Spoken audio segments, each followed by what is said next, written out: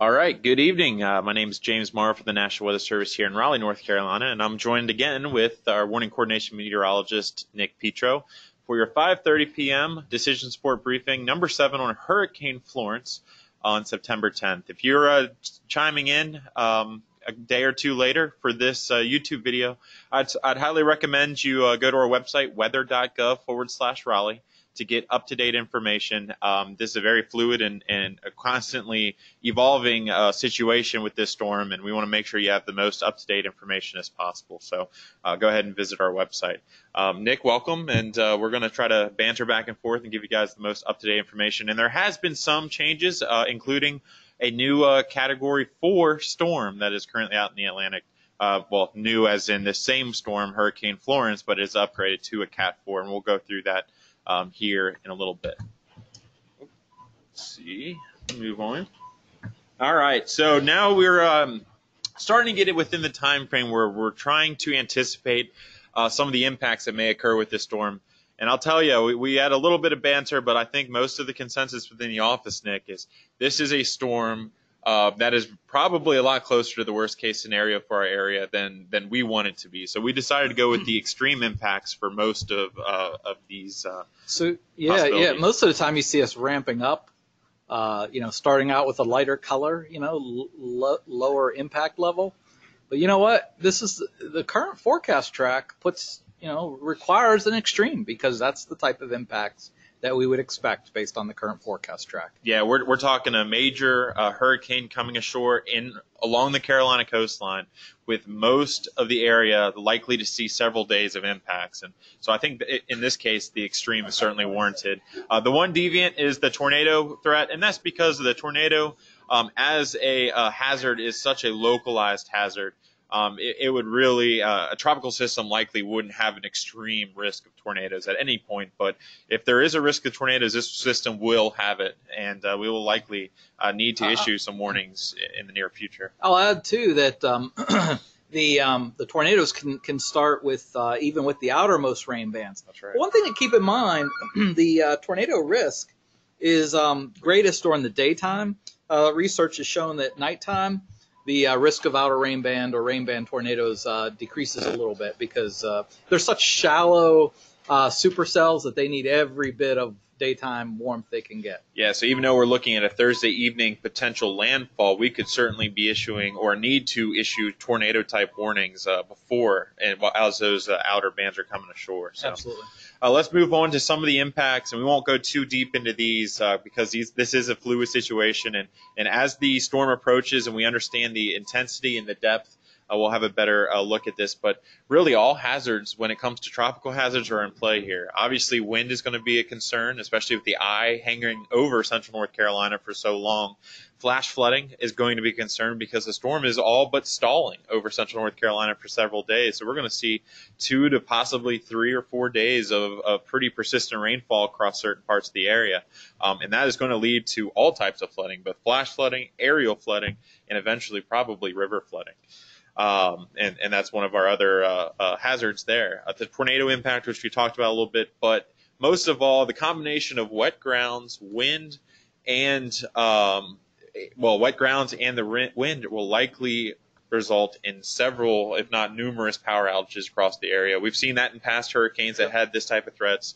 So power outages will likely occur. So be sure to have plans in place if that were to occur. I'll also add, too, that for folks who are watching this who may have interests along the coast, the North Carolina coast, storm surge is going to be catastrophic, and wind as well.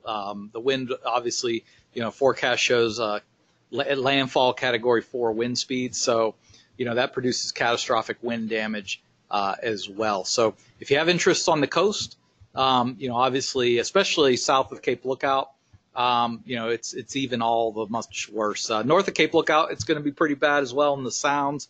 And obviously, rip currents are ongoing right now as we speak. If you have interest in the mountains, if this heavy rain extends further to the mountains, not only do you have the flash flooding risk, but you also have risk of landslides as well. So keep that in mind as well. Yeah, and a lot of areas in North Carolina saw a pretty wet summer, or at least middle to late part of the summer. So with already saturated grounds below the surface, we could certainly see some type of a damage exacerbated because of those wet grounds. So let's go a little bit into what Florence currently looks like. As of the 5 p.m. advisory, the maximum sustained winds are up to 140 miles per hour once the NOAA Hurricane Hunter went through it, and the pressure continues to drop. We're looking at 939 millibars or 27.73 inches, and it is continuing its west-northwestward trip toward the southeastern United States. And there's really not much deviation in the track once it gets there. It stays along that track. It's chugging along and really getting going as it's getting over the warmer waters of the Gulf Stream. But as soon as it hits land, it looks like we're going to see a pretty stalled system there. So still some uncertainty this far out, but it does look like this is a high amplitude, a high risk type of event, and which is why we went extreme with a lot of those warnings. Yep. And while we're on this page, we try to remind you guys each time, just because your area may be outside of the cone, which not much of North Carolina is at this point, but just because your area is outside the cone is only the likelihood of the center of the storm providing impacts. It does not mean that impacts won't be felt outside of the cone. So keep that in mind as we're going forward. And all of North Carolina at this point is in the cone, especially with that system stalling over land. Here are the latest key messages for the hurricane from the National Hurricane Center, and they're very much like we've been seeing. This storm is life-threatening. You'll see that repeated 2 to 3 times with this message. It's going to have wind. It's going to have flooding. It is going to have surge for those that are along the coast. So if you're in the path of the storm, which most of us are, this is something you don't want to take lightly. Here's your tropical storm force wind probabilities, and you're seeing that 80 to 100% probabilities continuing to creep over most of North Carolina. Everyone from Raleigh to the south and east are in a high probability of seeing these winds. And keep in mind, these are tropical storm force winds. This isn't something like an 80% chance of storms. This is 80% chance of seeing that 39 to 74 mile an hour wind speed. So this is a significant risk, and something that we should not take too lightly. Just seeing how far inland those higher probabilities penetrate inland is quite telling and is quite notable. And just seeing how far those go inland should tell you that the entire state is at risk for wind impacts. Obviously, the greatest impacts would be along the coast, but the entire state is at risk of impacts. Yeah. Well, let's take a look at the earliest reasonable arrival time of these winds. And basically, the message that we've been saying still holds. Whatever preparations that you need to do need to be done by dinner time Wednesday. Because by the time you wake up Thursday, chances are you will be getting some gusty winds, deteriorating weather conditions, and something that you do not, and basically it'll be too late for some of these preparation processes. Right, absolutely. All right, so rainfall. We've talked a lot about the flooding potential, and this right here is showcasing UI. 10-plus inch swath of expected rainfall amounts over the next 7 days, most of which occur between Thursday through the next Monday time period. And this could be on the low side. Some of the model guidance that we're getting is showing some very impressive amounts. So this 10-plus inches could easily become 15-plus inches with localized 20-inch amounts. And with that type of rainfall, we're going to have that flooding concern exacerbated. Even 10 inches of rain, will, even if it wasn't any more than what we're showing right here, 10 inches of rain is going to cause river flooding. That's right. There's no doubt about that. Yeah. So the placement of that shows that you can see the basins that are at risk. There's the Neuse Basin is at risk yet again, and the Tar and even the Roanoke and maybe even the Cape Fear. And of course this swath of heaviest rain is subject to needing slight adjustments east or west, and again that'll be dependent on the track of the storm. That's correct. And we talked a little bit about the possible tornado potential with this. Typically, the tropical type tornadoes are on the lower end of the damage scale. So after we survey, they typically end up EF0, 1, or 2. They're very short-lived and on the ground for maybe as little as 5 minutes oftentimes. And they're very low topped, which means it can be difficult for us to forecast with decent lead time. So keep this in mind. If there is a tornado warning that is issued, take shelter in a very secure home, a home with a foundation typically, at the lowest part of that home, so typically a basement or at least an interior room, and put as many walls between you and the storm as possible. Absolutely. With the type of wind we'll be seeing, that may be a good idea even if there isn't a tornado warning. Maybe sleeping in an interior room away from windows that could smash out if debris starts flying might be a good thing to do. Absolutely. Certainly, if you look at those wind speeds and compare those speeds to hurricane speeds, you notice some similarities there at the low end of the EF scale. So That's right. In many regards, particularly a major hurricane, that eye wall where you find the strongest winds, it's like a tornado. Yeah. So EF2, EF3, and what's scary is those winds aren't hit their house and done. Those things can stay around for hours at a time, and they can obviously affect much larger areas than a tornado would. That's right. So, quick event summary, and we will remind you, if you have any questions, go ahead and enter them into our question bank. We'll do our best to get through as many of them as possible. And, of course, contact us at any time. But right now, our confidence is actually moderate. We've been coming to you the last 2 days or so. That confidence continues to increase, and it looks more and more like we could be inching toward that worst-case scenario. I mean, these extreme-type hazards are all in play.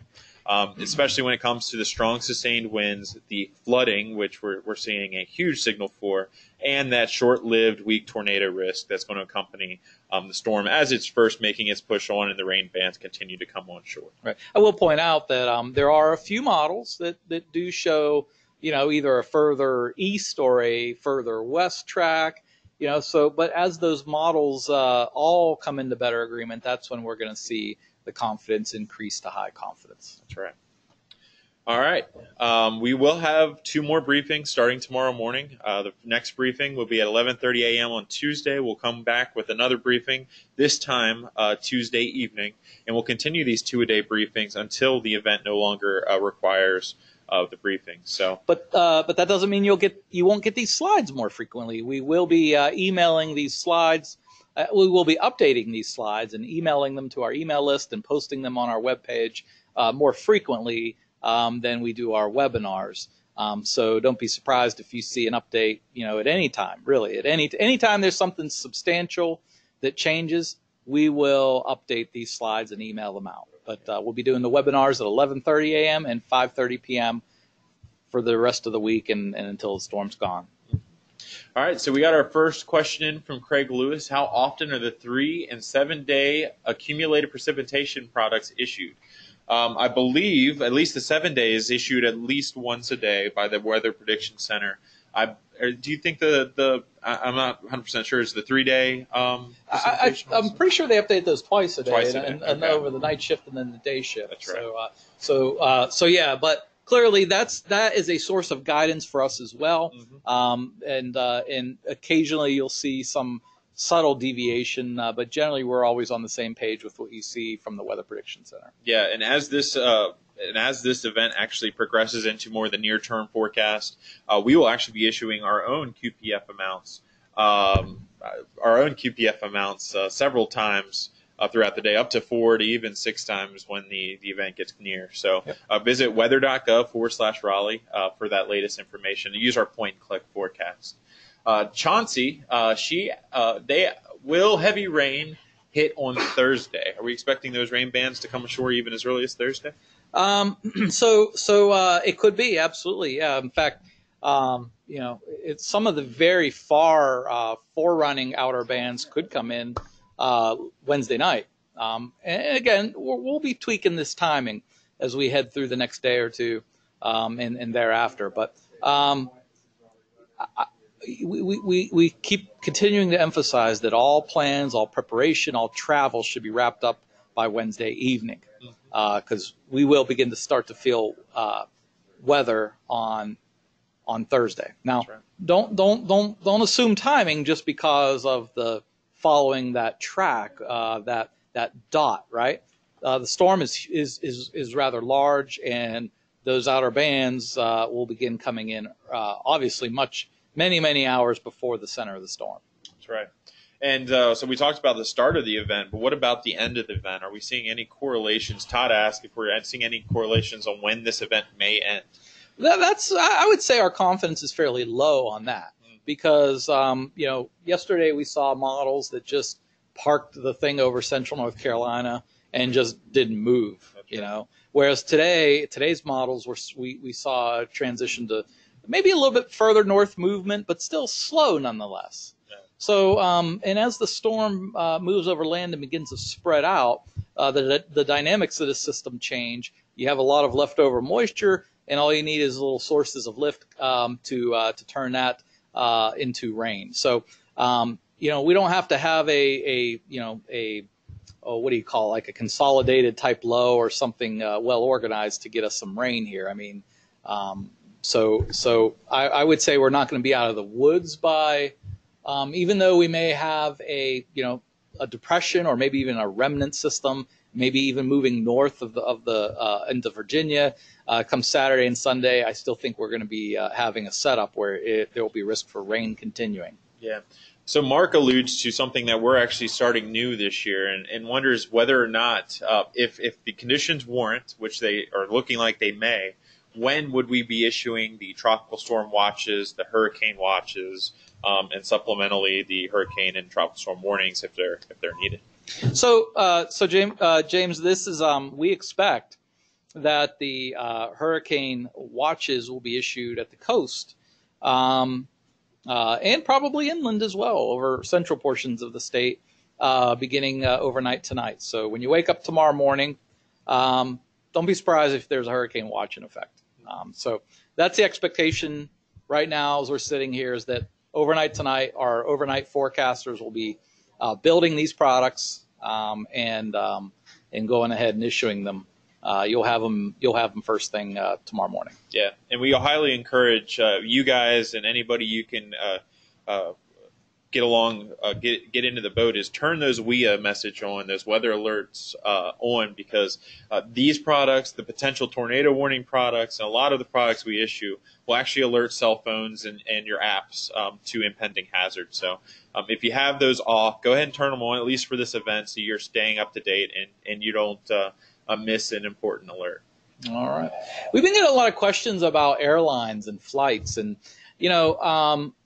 certainly, obviously, it's quite obvious that we're going to have high winds, heavy rains, and the variety of issues that come with a hurricane and tropical storm. Clearly, that's going to have an impact on flight operations and so forth. Our best advice, if you have any interests or questions about flights, when are they going to stop? When are they going to restart? Those are things we just don't know. So our advice is to reach out to your carrier, your airline, if you have flights scheduled, and just check with them, because they obviously control those or make those decisions. All right. Well, without too many more questions popping up, Nick, any last word, any last statements about this event? Certainly, the window of opportunity to prepare is going to be closing here within the next, 36 hours or so. So, just based on what I'm seeing here and in the media, it looks like folks are, heeding our advice and preparing. Think about what happened the last time we had a hurricane, in times before. Ask yourself if it's flooded here before. If you're new to the area, ask your neighbors, friends, coworkers, hey, where does it normally flood? Just kind of get a sense of what your risks are, and then plan accordingly. Also, definitely most of the folks on this call and webinar are already aware of this, but please remind your folks in your sphere of influence to have at least 72 hours worth of supplies. I expect power outages, substantial loss of power across the area. So with a lot of trees down, it may be quite some time before people are able to get out and get back out to get supplies. So that's right. Has the concern for the storm stalling and possibly triggering rainfall amounts lessened with the most recent model runs? We have seen maybe a trend in some of the models, not all the models, so that definitely doesn't give us a lot of confidence, but we have seen a trend lately where it moves a little faster, but right now I think it's a little bit too early to figure that out. And very well, the damage can already be done after 3 to 4 days of persistent rains, some of the wind that's going to impact us, especially the first 2 to 3 days. Right. The damage may be done at that point, but right. We certainly want to add more to it. Yeah, in fact, the rainfall swath that we showed earlier, that 10 inches, that's just its current movement. That's with it moving. So, one thing we do know is 10 inches of rain will give us river flooding. Certainly, more likely, moderate flooding definitely is in realm of possibility with 10 inches of rain. So if we get more than that, then obviously we're headed toward a major river flood event. All right. Well, thank you guys for attending this. Again, we will be back with you tomorrow morning around 11:30. You'll have supplemental slides likely sent to you tomorrow, especially if something changes, like a watch is issued or something of that nature. So stay weather aware and continue to monitor the progress of Florence, and we will be back with you at least twice tomorrow. Yep. We'll see we'll see you right here at 11:30 tomorrow morning, and check your email for updated slides as we head through the next couple days. Yep. And while attention certainly is on Florence, and rightfully so, we do have some showers and storms moving through the area tonight. So don't get caught looking too far in the future when, especially in the southwestern portions, the Sandhills, places like that, may have some activity when it comes to thunderstorms tonight. So remain weather aware in that aspect too. All right. All right. Thanks so much. Appreciate it. We'll do this again tomorrow. All right.